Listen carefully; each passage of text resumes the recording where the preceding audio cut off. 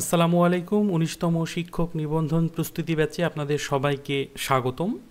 আজকে একটা ওরিয়েন্টেশন ক্লাসের আমি আয়োজন করেছি। এখানে স্কুল পর্যায়ে এবং কলেজ পর্যায়ে যে পর্যায়েরই প্রস্তুতি গ্রহণ করছেন আপনাদের জন্যই মূলত এই ক্লাসটি করলে আপনারা কিভাবে প্রস্তুতি নিতে হবে, কি পড়তে হবে, কি বাদ দিতে হবে এবং আমার কাছ থেকে কতটুকু হেল্প পাবেন এ বিষয়ে আপনাদের একটি পরিপূর্ণ ধারণা হবে ইনশাল্লাহ।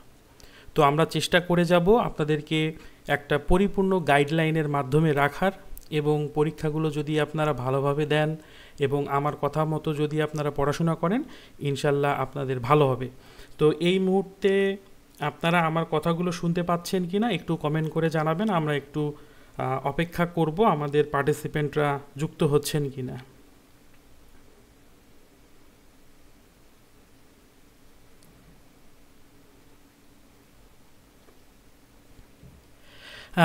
আমার কথা এবং ভিডিওটা ভালোভাবে দেখা যাচ্ছে কি না একটু জাস্ট কমেন্ট করে দিলেই আমরা আমাদের ক্লাসটা শুরু করতে পারি। এই মুহূর্তে আমি দেখতে পাচ্ছি 8টা 59 বাজে, এখনও 1 মিনিট বাকি আছে। আমরা 1 মিনিট একটু অপেক্ষা করব। আমি এই মুহূর্তে দেখতে পাচ্ছি মোটামুটি 17 জনের মতো আজকের এই ক্লাসে যুক্ত হয়েছে। সবাই সালাম দিয়েছেন, ওয়ালাইকুম আসসালাম, এবং সবাইকে আমার পক্ষ থেকে সালাম, অভিনন্দন এবং স্বাগতম।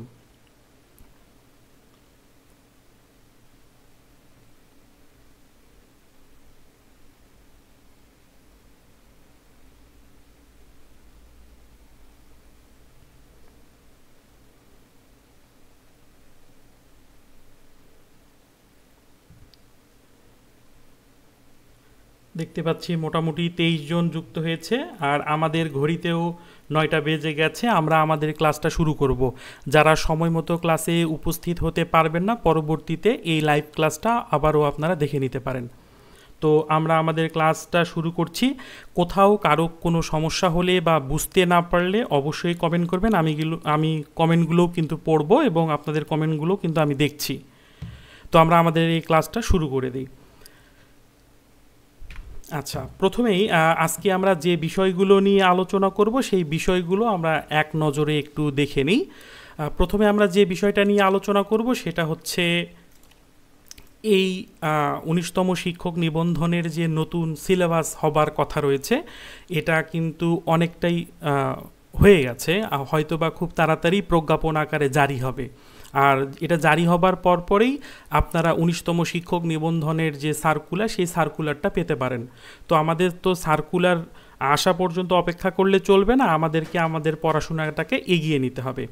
তো পরীক্ষা পদ্ধতি যেভাবেই হোক না কেন, আমার এই কোর্সের যে লাইভ ক্লাসগুলো হবে আপনারা যদি করেন, আপনাদের সাবজেক্ট সম্পর্কে একটা বেসিক ধারণা হবে এবং আপনাদের বেসিকটা অনেক বেশি স্ট্রং হবে বলে আমি মনে করি। তো প্রথমে আমরা সিলেবাস পর্যালোচনা করব, এরপরে আমরা যেসব বই ফলো করতে হবে সেই বিষয়গুলো নিয়ে আলোচনা করব। এরপরে আমাদের এই গ্রুপে আমরা কিভাবে ক্লাস এবং পরীক্ষা নেব সেই বিষয়টা নিয়েও আমরা আলোচনা করব।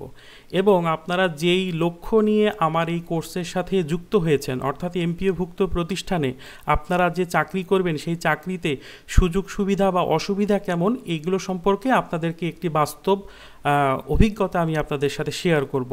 তাতে আপনাদের যদি মনে হয় যে না আমাদের এই প্রতিষ্ঠানগুলোতে যাওয়া ঠিক হবে না, তাহলেও কিন্তু আপনারা সেই সিদ্ধান্তটা নিতে পারেন। তো আমি আপনাদের কাছে একটু রিকোয়েস্ট করব, এই মুহূর্তে অনেকে আমাকে মেসেজ দিচ্ছেন, তো আমি বলবো যে দয়া করে এই ক্লাস চলাকালীন সময়ে আমাকে মেসেজ দিবেন না, মেসেজ না দিয়ে আপনারা ক্লাসগুলো করেন। তো হচ্ছে আমাদের আজকের আলোচনার যে বিষয়গুলো সেটা। তো প্রথমে আমরা একটু সিলেবাস পর্যালোচনার দিকে চলে যাই।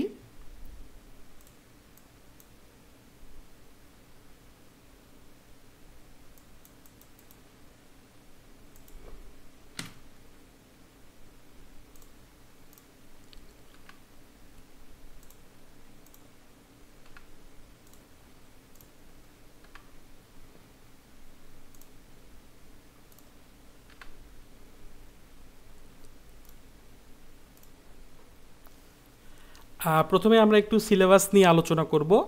তো সিলেবাসের প্রথমে যদি আমরা দেখি, আপনারা হয়তো ইতিমধ্যে জেনে গেছেন যে এবারের যে পরীক্ষাটা হবে সেই পরীক্ষাটাতে লিখিত যে অংশ, সেই লিখিত অংশ থাকছে না। তার মানে পুরোপুরি যে পরীক্ষাটা হবে এটা বিসিএস এর আদলে হবে। বিশেষ যে বিসিএসটা আপনারা লাস্ট দিয়েছেন সেই বিসিএস এর আদলে হবে। অর্থাৎ এইখানে মোট 200 মার্কের এমসিকিউ হবে। এই এমসিকিউ 200 মার্কের মধ্যে আপনাদের কিছু জেনারেল অংশ থাকবে এবং কিছু বিষয়ভিত্তিক, বা আপনারা যদি স্কুলের হন তাহলে সেক্ষেত্রে উদ্ভিদবিদ্যা এবং প্রাণীবিদ্যা দুটো মিলে হবে 100 মার্ক। আর যদি আপনারা শুধু কলেজ পর্যায়ের প্রস্তুতি নেন তাহলে সেই ক্ষেত্রে আপনাদেরকে শুধুমাত্র প্রাণীবিদ্যা থেকে 100 মার্ক কভার করতে হবে। তো আমরা প্রথমে একটু জেনারেল অংশটা নিয়ে আলোচনা করি। জেনারেল অংশে আপনারা দেখতে পাচ্ছেন যে এখানে 4টা অংশ আছে। একটা হচ্ছে বাংলা, ইংরেজি, গণিত এবং সাধারণ জ্ঞান। তো এই সাধারণ জ্ঞান অংশটা আমি এখন রাখছি, যদি পরবর্তীতে এটা পরিবর্তন হয় সেক্ষেত্রে শোনা যাচ্ছে যে সাধারণ জ্ঞানের পরিবর্তে এখানে সাধারণ বিজ্ঞান আসবে। যদি সাধারণ বিজ্ঞান আসে তাহলে এখানে শুধুমাত্র আপনাদেরকে পদার্থ, রসায়ন এবং জীববিজ্ঞানের বেসিকটা পড়তে হবে, সেক্ষেত্রে আপনাদের জন্য আরও বেশি সুবিধা হবে।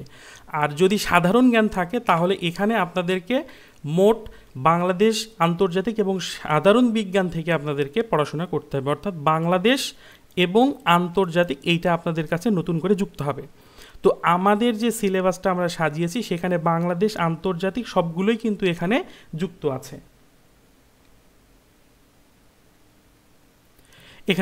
আছে, এবং দেখেন এর পাশে আমরা বিষয়ভিত্তিকটাকে একটু ভাগ করেছি। যদি আপনি মনে করেন যে শুধু আমি কলেজ পর্যায়ের প্রস্তুতি নিতে চাই, সেক্ষেত্রে আমি আপনাদেরকে বলবো যখন স্কুল পর্যায়ের পরীক্ষা বা ক্লাসগুলো হবে সেই ক্লাসগুলোও আপনারা করবেন, কারণ আপনারা স্কুল পর্যায়ে ভর্তি হলেও আপনাদের কলেজ পর্যায়ের ক্লাস পরীক্ষাগুলো উন্মুক্ত, এবং যারা কলেজ পর্যায়ে ভর্তি হয়েছেন তাদের জন্য স্কুল পর্যায়েরগুলোও উন্মুক্ত থাকবে। আপনারা যে কোনো একটা ব্যাচে ভর্তি হন না কেন সবগুলো পরীক্ষা এবং ক্লাসে করার চেষ্টা করবেন। গেল। এরপরে আমরা যে বিষয়টা নিয়ে আলোচনা করব, এইগুলো তো বলেছি, উদ্ভিদবিদ্যা পড়তে হবে এবং প্রাণীবিদ্যা পড়তে হবে যারা স্কুল পর্যায়ে আছেন, আর যারা কলেজ পর্যায়ের প্রস্তুতি নিচ্ছেন তাদেরকে শুধুমাত্র প্রাণীবিদ্যা পড়তে হবে।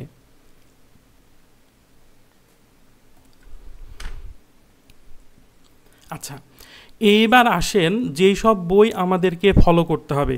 আমাদের একটা কমন সমস্যা, বিশেষ করে আমিও এই সমস্যাগুলো ফেস করেছি, কিন্তু পরবর্তীতে এসে বুঝতে পেরেছি আসলে বেশি বই কেনার থেকে বা ফলো করার থেকে যে কোনো একটা বই বেশি বেশি করে পড়লে বেশি ভালো ফল পাওয়া যায়। কারণ প্রত্যেকটা বই কোম্পানির মধ্যেই মূলত বেসিক যেগুলো পড়তে হয় সেগুলো কিন্তু থাকে। 2-1টা ব্যতিক্রম প্রশ্ন থাকতে পারে, সেই ব্যতিক্রম প্রশ্ন পড়ার জন্য আপনাকে নতুন করে কোনো বই কিনতে হবে না। আপনি যেগুলো বই পড়ছেন সেগুলোই পড়েন, কোনো সমস্যা নেই। শুধুমাত্র আমাদের যে সিলেবাসটা আছে সেই সিলেবাসের অন্তর্ভুক্ত টপিকগুলো আপনার পড়া হচ্ছে কি না এটাকে নজর রাখবেন। এবার আসেন আমরা কি বই পড়ব।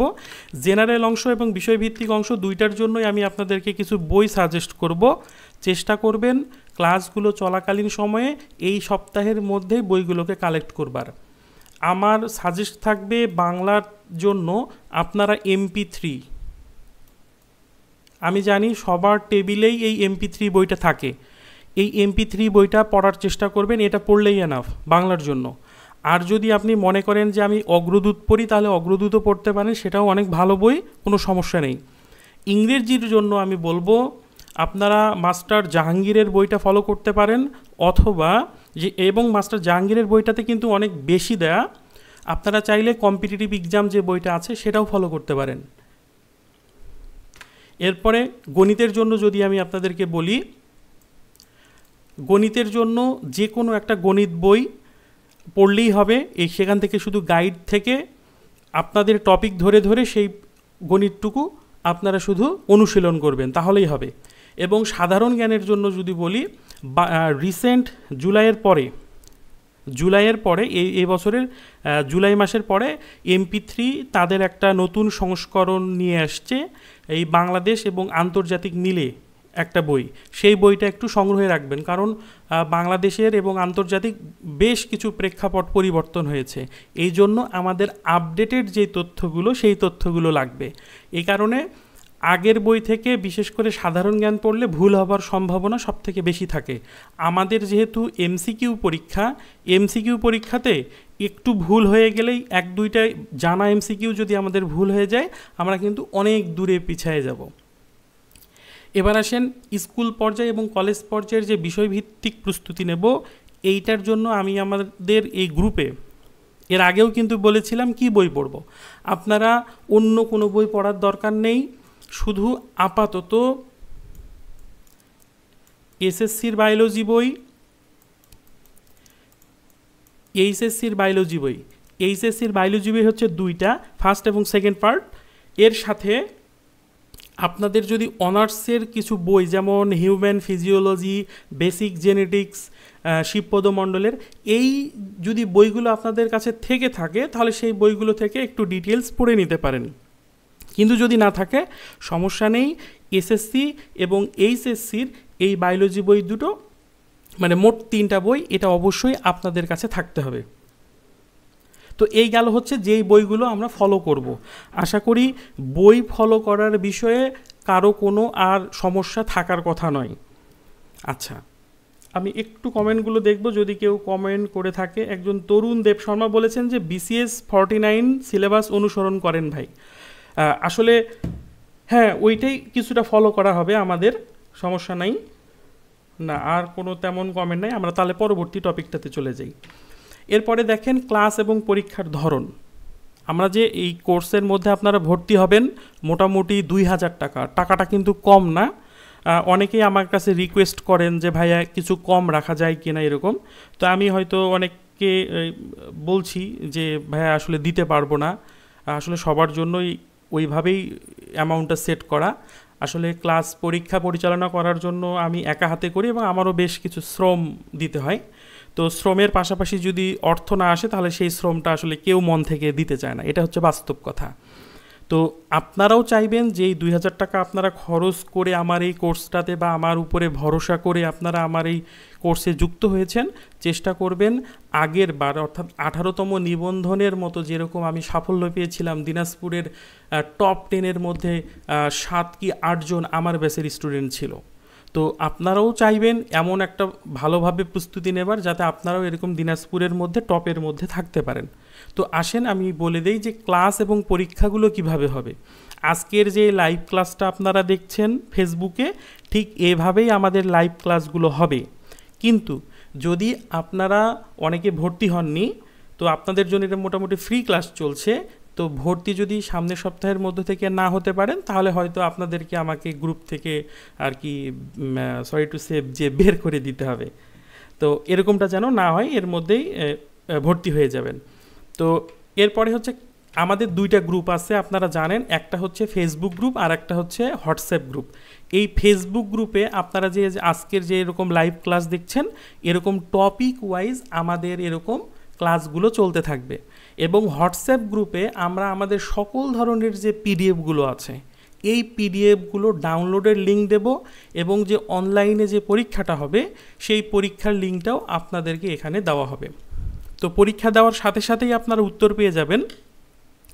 আবার চাইলে পরবর্তীতেও আপনারা এই পরীক্ষাটা আবার আর্কাইভ করা থাকবে, সেখান থেকেও আপনারা পরীক্ষাটা দিতে পারবেন। তো সেই পরীক্ষাটা কিভাবে দিবেন সেইটার লিঙ্ক আমি আপনাদেরকে দিয়ে দেব। তো সেইটা আমি আপনাদেরকে একটু দেখাই।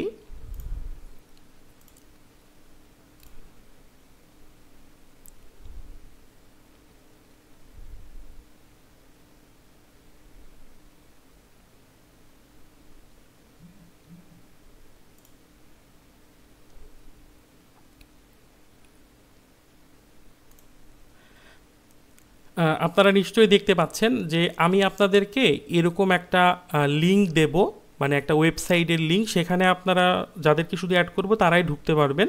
সেখান থেকে আপনারা এই যে আর্কাইভ পরীক্ষাতে যদি ক্লিক করেন তাহলে কিন্তু এইখানে পরীক্ষাগুলো সাজানো থাকবে। যে পরীক্ষাটা হয়ে যাবে সেই পরীক্ষাগুলো এখান থেকে দিতে পারবেন। যেমন যদি আপনি ধরেন প্রভাষকের পরীক্ষা দিতে চান, তাহলে এখানে ক্লিক করলে আমাদের যে পরীক্ষাগুলো হয়ে গেছে ইতিপূর্বে সেই পরীক্ষাগুলো এখানে এভাবে সাজানো থাকবে। চাইলেই আপনি এখান থেকে ক্লিক করবেন, করে এখানে একটা লিঙ্ক দেওয়া থাকবে, সেখানে ক্লিক করলেই আপনারা সেই পরীক্ষাটা যে কোনো সময় দিতে পারবেন। কারণ অনেক সময় হবে যে মনে হবে যে প্রথম পরীক্ষাটা দিতে পারলে আমার জন্য খুব ভালো হবে, এ কারণেই মূলত এই ওয়েব ব্যবস্থাটা করা।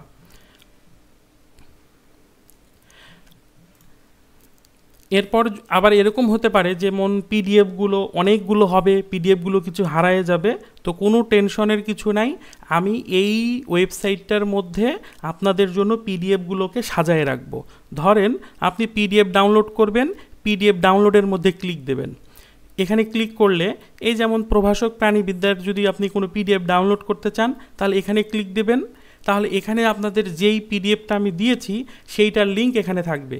যখন এই যে 1 নম্বরে সিলেবাসের উপর একটা আমি পিডিএফ দিয়েছি সেটা ডাউনলোড লিঙ্ক এখানে আছে, যদি আপনি এখানে ডাউনলোডে ক্লিক করেন তাহলে ওই পিডিএফটা আপনি এখান থেকে ডাউনলোড করে নিতে পারবেন।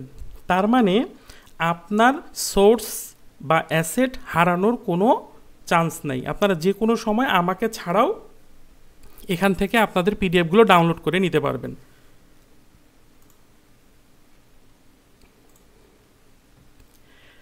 এই গেল হচ্ছে আমাদের ক্লাস এবং পরীক্ষার ধরন। আশা করি ক্লাস এবং পরীক্ষা নিয়ে কারো কোনো সমস্যা থাকার কথা নয়। এরপরও আমি একটু কমেন্টগুলো পড়ে নেই, যদি আপনাদের কোনো ক্লাস এবং পরীক্ষা রিলেটেড কোনো সমস্যা থেকে থাকে তাহলে কমেন্ট করে জানাতে পারেন। সুইটি বিনতে জিয়া বলেছে, ভাইয়া জীববিজ্ঞান প্রভাষক এরকম কি কোনো পদ আছে? হ্যাঁ, আসলে প্রভাষক প্রাণীবিদ্যা আর প্রভাষক জীববিজ্ঞান দুটো একই পদ, দুটো আর কি দুইটাই হচ্ছে 9ম গ্রেডের পদ। তো আমি এটা একটু ক্লিয়ার করে দেই, যদি প্রতিষ্ঠানটা যেমন আমার নিজের যে প্রতিষ্ঠান সেইটাতে এমপিও আছে শুধুমাত্র এইচএসসি পর্যন্ত, যারা এইচএসসি লেভেলের শিক্ষক আছেন শুধু তাদের ক্ষেত্রে পদটার নাম হয় প্রভাষক জীববিজ্ঞান। কিন্তু যদি সেখানে ডিগ্রি বা অনার্স লেভেল থাকে এবং সেটার যদি এমপিও থাকে তাহলে সেক্ষেত্রে নামটা হয়ে যাবে প্রাণীবিদ্যা। এই জাস্ট এতটুকুই। তার মানে প্রভাষক জীববিজ্ঞান এবং প্রভাষক প্রাণীবিদ্যা দুটো একই, এবং আপনি যদি প্রাণীবিদ্যাতে হোক আর জীববিজ্ঞানে হোক যে কোনো জায়গাতেই আপনি আবেদন করতে পারবেন, কোনো সমস্যা নেই। প্রাণী প্রভাষক আর উদ্ভিদ প্রভাষক কি আলাদা হয়? হ্যাঁ, উদ্ভিদ বিজ্ঞান প্রভাষক আলাদা, প্রাণী বিজ্ঞান প্রভাষক আলাদা। কিন্তু উদ্ভিদ বিজ্ঞান প্রভাষক আবার একজন জীববিজ্ঞানের প্রভাষক হিসাবেও আবেদন করতে পারে। আপনি যেমন প্রাণীবিদ্যা প্রভাষক হিসাবে আবেদন করতে পারবেন, ঠিক একইভাবে একজন প্রাণীবিদ্যার প্রভাষকও সেই জীববিজ্ঞান প্রভাষক পদে আবেদন করতে পারবে এবং উদ্ভিদবিদ্যাও পারবে। এটাই। তরুণ দেব শর্মা বলেছেন যে টপিক ভিত্তিক শিট দিবেন না এমসিকিউ? হ্যাঁ, টপিক ভিত্তিক আমি শিট দেব, শিটের মধ্যে বিস্তারিত আলোচনা থাকবে এবং সেখানে আবার কিছু প্র্যাকটিস কুইজ থাকবে। কিন্তু পরীক্ষার জন্য কখনোই প্র্যাকটিস কুইজ শুধু পড়বেন না, তাহলে অবশ্যই আপনারা সব কমন পাবেন না। এ কারণে আমি বলবো আমার শিট প্লাস আপনাদের যেই রেফারেন্স বইগুলোর কথা বলছি সেই বইগুলো থেকে আপনারা সেই রেফারেন্স বইয়ের টপিকগুলোও পড়বেন। হ্যাঁ, আবদুল্লাহ রাসেল বলেছে ডেমো পোস্ট কেমন ভাই? কলেজের ডেমনস্ট্রেটর যে পদ অর্থাৎ প্রদর্শক যে পদটা, এই পদটা ভালো। 10ম গ্রেড, সরাসরি কোনো বিএড করতে হয় না, সরাসরি 10ম গ্রেড, কোনো ক্লাসও নিতে হয় না, ওই অল্প স্বল্প কিছু কাজ থাকে। তবে আমি বলি যেটা, যদি আপনি ডেমনস্ট্রেটর হন সেইখানে আপনার বস হিসেবে অনেকগুলো প্রভাষক থাকবে, সেক্ষেত্রে আপনার মতামতের মূল্যায়ন করবে না, আপনাকে কেউ চেয়ার ছেড়ে দেবে না, সবসময় আপনাকেই চেয়ারটা ছাড়তে হবে। এ কারণে আমি চাইবো হয় আপনারা সহকারী শিক্ষক জীববিজ্ঞান হন আর না হলে প্রভাষক হন।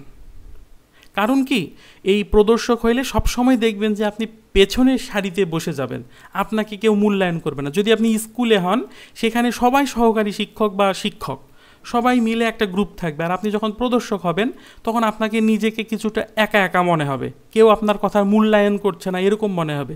আর যত ছোট কাজগুলো আছে সবগুলো আপনার উপরে চাপাই দিবে। ধরেন একটা কোনো কিছু লিখতে হবে, বলবে যে ওই যে প্রদর্শক তো কিছু করে না, তাকে দেন লিখো, এরকম একটা ভাব চলে আসে। সাজ্জাদ হোসেন বলছে কলেজের জন্য কোন বই পড়ব? আসলে স্কুল কলেজ না, সবার জন্যই এসএসসি এইচএসসির বায়োলজি বইটা অবশ্যই মাস্ট দেখব, এবং আমি যে পিডিএফগুলো আপনাদেরকে লেকচার ভিত্তিক দেব সেগুলো একটু পড়বেন, এবং এসএসসি এইচএসসি বায়োলজি বইগুলো দেখবেন।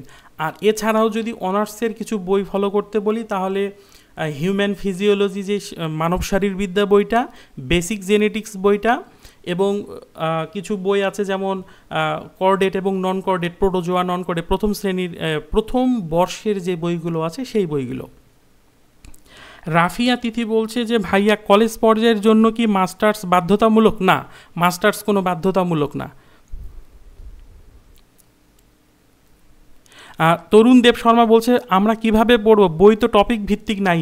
আচ্ছা, বই তো টপিক ভিত্তিক করার দরকার নেই, আমি তো আপনাদেরকে টপিক সেট করে দিয়েছি, আমি তো আপনাদের জন্য টপিক সেট করে দিয়েছি। এই যে এখানে আমি আপনাদের জন্য কি সিলেবাস দিয়েছি না, এই সিলেবাস অনুযায়ী পড়বেন। যেমন জেনারেল অংশ যখন পড়বেন তখন এই যে পরীক্ষার জন্য যেটা আছে সেটা পড়বেন। এভাবে আপনাদেরকে তো আমি একটা মোটামুটি 3-3.5 মাসের একটা সিলেবাস এবং রুটিন করে দিয়েছি। 3-3.5 মাস আপনার মনে করবেন যে আপনারা যুদ্ধক্ষেত্রে আছেন। আমার ক্লাস নিতে যেমন যুদ্ধ করতে হবে, আপনাদেরকেও সেরকম যুদ্ধের ময়দানে আছেন বলেন এই 3-3.5 মাসের একটা টার্গেট সেট করেন। এই টার্গেট সেট করলেই হবে। আর অনেকেই আছে কি, ধরেন কোর্স দেখলো, অনেকে ভর্তি হচ্ছে ভাইয়ার ব্যাচে, আমিও ভর্তি হয়ে যাই, এরকম কিন্তু হয়। এরকম করেন না, টাকাটা দিয়ে ভর্তি হচ্ছেন, টাকাটা যেন আমারও হালাল হয়, আপনারা যে টাকাটা দিচ্ছেন সেইটার থেকে যেন আপনারাও কিছু ফল পান।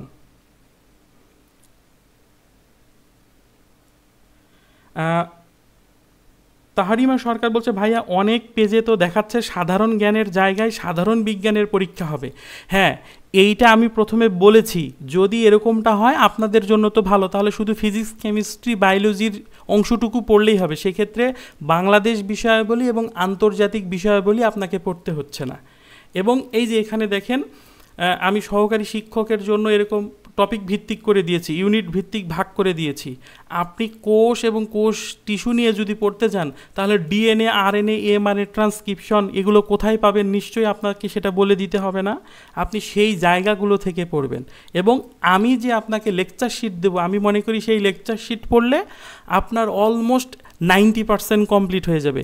এরপরেও যদি আপনি 10% আরও নলেজ গ্যাদার করতে চান, তাহলে আমি তো অবশ্যই বলবো যেই আমাদের বোর্ড বইগুলো আছে সেই বোর্ড বইগুলোকে আরও বিস্তারিতভাবে পড়া। কারণ আপনি তো টিচার হবেন, আলটিমেটলি টিচার হইতে গেলে আপনাকে একটা হিউজ জ্ঞান থাকতে হবে।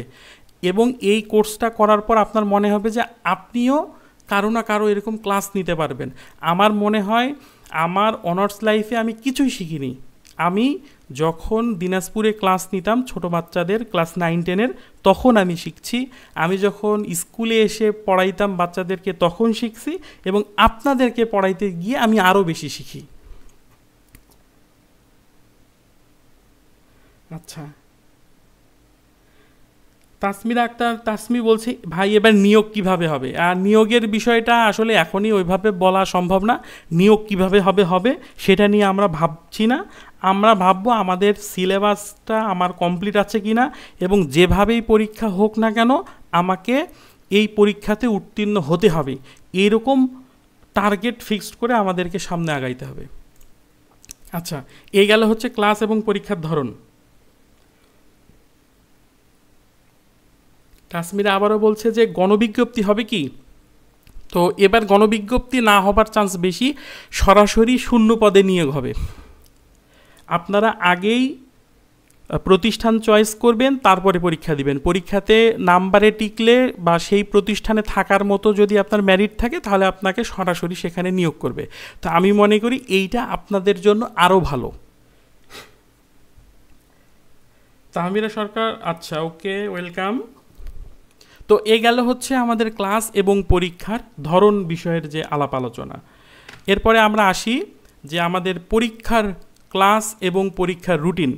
তো এইখানে আমি আপনাদের জন্য শনিবারে প্রত্যেক সপ্তাহের, আমরা সপ্তাহ ধরে আগাবো। আমার কথাটা একটু মনোযোগ দিয়ে শোনেন। আমরা এক সপ্তাহ ধরে আগাবো যে আমি এই সপ্তাহের মধ্যে কি পড়লাম। আমি দেখবেন আপনাদের যে সিলেবাস আমি দিয়েছি বা রুটিন দিয়েছি, সেখানে কিন্তু এরকম ঘর ঘর করে দিয়েছি, এরকম চারকোণ একটা বক্স। আপনারা পড়বেন আর এই ঘরগুলোর মধ্যে এরকম করে টিক চিহ্ন দিবেন যেই পড়াটা হয়েছে, আর যে পড়াটা হয়নি সেটাকে ফাঁকা রাখবেন, এবং যতক্ষণ পর্যন্ত না সেই পড়াটা হয়েছে আপনারা সেখানে টিক চিহ্ন দেবেন না। আমি এ কারণেই মূলত এবারের রুটিনটা এভাবে করেছি, এবং প্রত্যেকটাতেই সেভাবেই দেওয়া আছে। এখন দেখেন, শনিবার প্রত্যেক সপ্তাহের একটা শনিবারে শুধুমাত্র জেনারেল অংশের পরীক্ষা হবে। অনেকে আমাকে বলছে যে ভাইয়া এখানে তো অনেক থাকে, পড়া দিছেন, একদিনে তো অনেক পড়া, এতগুলো পড়া আমি কিভাবে শেষ করব? লক্ষ্য করেন যে পরীক্ষা তো শুধুমাত্র একদিন পরীক্ষা হবে। সেই পরীক্ষার জন্য যেটা আছে, এক সপ্তাহের আপনার একদিন আপনি সকালবেলা পড়লেন বাংলা ভাষার উৎপত্তি, পরের দিন আপনি পড়লেন ভাষারীতি, এরপরে পড়লেন আপনি বিরাম চিহ্নের ব্যবহার। এইভাবে আপনি 7 দিনে এই পরীক্ষা একটাকে কমপ্লিট করবেন। কারণ কি, একদিনে আপনি শুধু বাংলাই পড়বেন এরকম তো না। আপনি সকালবেলার অংশটাতে জেনারেল অংশ পড়বেন, এবং দুপুরের পর থেকে রাত 9টা পর্যন্ত আপনি বিষয়ভিত্তিক অর্থাৎ প্রাণীবিদ্যা বিষয়ের পড়াশোনা করবেন। করার পরে আপনি রাত 9টার পরে পরীক্ষা দিতে বসবেন। তাতে আপনার কি হবে, বাংলার যে জেনারেল অংশ যে অংশটা সেটাও হবে, এবং প্রাণীবিদ্যার যে বিষয়ভিত্তিক অংশ সেইটাও হবে। এই কারণে এইখানে অনেকগুলো টপিক দেখে ভয় করার কোনো কারণ নাই। আপনারা এগুলোকে ভাগ করে নেবেন যে এই বাংলার অংশটা আমার হলো কি না। প্রত্যেক দিন একটা করে পড়বেন, প্রত্যেক দিন একটা করে। এভাবে যদি আপনি 6 দিন পড়েন তাহলে মনে হয় যে এই ছোট্ট সিলেবাসের যে অনেকগুলো পার্ট দেখা যাচ্ছে আপনার কাছে এটা আটকাবে না ইনশাল্লাহ। এরপরে আসেন রবিবার। প্রত্যেক রবিবারে আমরা স্কুল পর্যায়ের অনলাইন ক্লাস নেব, অর্থাৎ আগামীকালকেই রাত 9টার সময় স্কুল পর্যায়ের অনলাইন ক্লাস হবে। যে ক্লাসটা হবে সেইটাই আবার পরের দিন অর্থাৎ সোমবার রাত 9টার সময় কলেজ পর্যায়ের ক্লাস হবে। এই ক্লাসের ফলাফল আমি মঙ্গলবার 6টার পরে, সন্ধ্যা 6টার পর দেব। অর্থাৎ আপনারা সোমবার 9টা থেকে মঙ্গলবার সন্ধ্যা 6টা পর্যন্ত অনলাইনে পরীক্ষা দিতে পারবেন।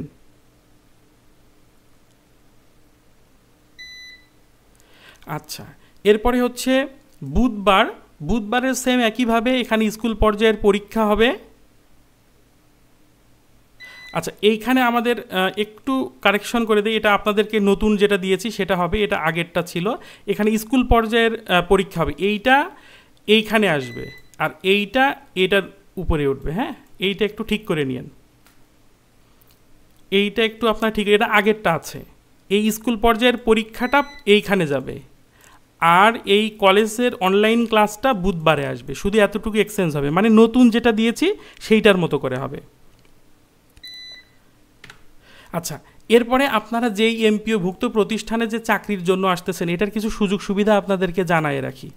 যারা স্কুল পর্যায়ের সহকারী শিক্ষক জীববিজ্ঞান হবেন তারা যদি বিএড না থাকে তারা 12,500 টাকা বেতন পাবেন। এটা খুবই কম, এবং এর সাথে 15% বাড়ি ভাড়া সামনের বছর থেকে যুক্ত হচ্ছে। এবং সিনিয়র সহকারী শিক্ষক হিসেবে যদি যান এবং বিএড যদি করেন তাহলে 10ম গ্রেডে 16,000 টাকা বেতন পাবেন, আর যদি 9ম গ্রেডে হন তাহলে 22,000 টাকা পাবেন। এটা হচ্ছে 10 বছর পর, 10ম গ্রেড পাওয়ার 10 বছর পর। এরপরে সর্বশেষ আপনারা 7ম গ্রেড হিসাবে 55,000 টাকা পর্যন্ত বেতন পেতে পারেন, এবং এখানে বাড়ি ভাড়া 15% পাবেন, চিকিৎসা ভাতা 500 টাকা করে মাসে পাবেন, উৎসব ভাতা 50%। এইভাবে এককালীন আপনি যখন চাকরি থেকে রিটায়ারমেন্টে যাবেন তখন স্কুলে চাকরি করলে আপনি 55 লক্ষ টাকা পাবেন। আর যদি কলেজ পর্যায়ে থাকেন তাহলে আপনি শুরুতেই 22,000 টাকা পাবেন। আমার চার্জিং শেষ হয়ে যাবে,